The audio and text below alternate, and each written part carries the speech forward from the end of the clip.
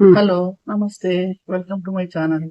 చూడండి, నేను కంపోస్ట్ ఇంట్లో కిచెన్ వేస్ట్ తో కంపోస్ట్ తయారు చేసుకుంటాను. ఇది వరకు చేశాను.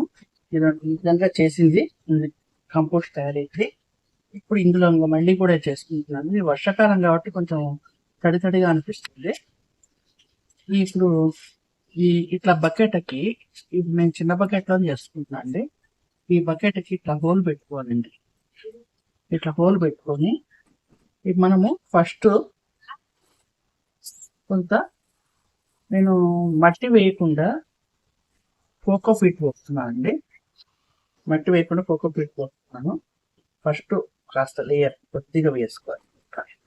ఇట్లా కొద్దిగా వేసుకొని తర్వాత మనం ఇంట్లో కిచెన్ వేస్ట్ ఉంటుంది కదండి, ఆకుకూరలు కానీ కూరగాయలు కానీ ఏవైనా డైలీ ఈ విధంగా లేయర్ గా తీసుకోవాలి.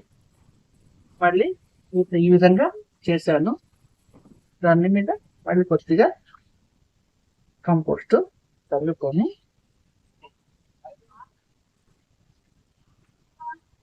ఈ విధంగా కంపోస్ట్ చేయాలి.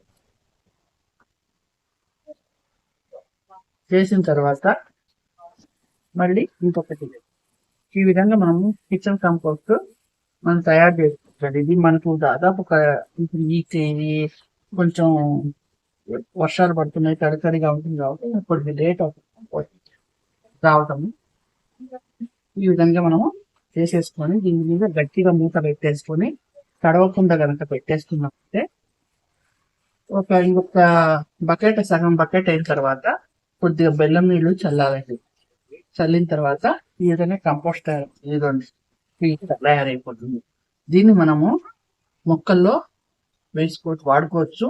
లేదంటే మనం డైరెక్ట్, మనకి ఎక్కువ ఉందనుకోండి కంపోస్ట్, డైరెక్ట్ మొక్కలు కూడా పెట్టుకోవచ్చు.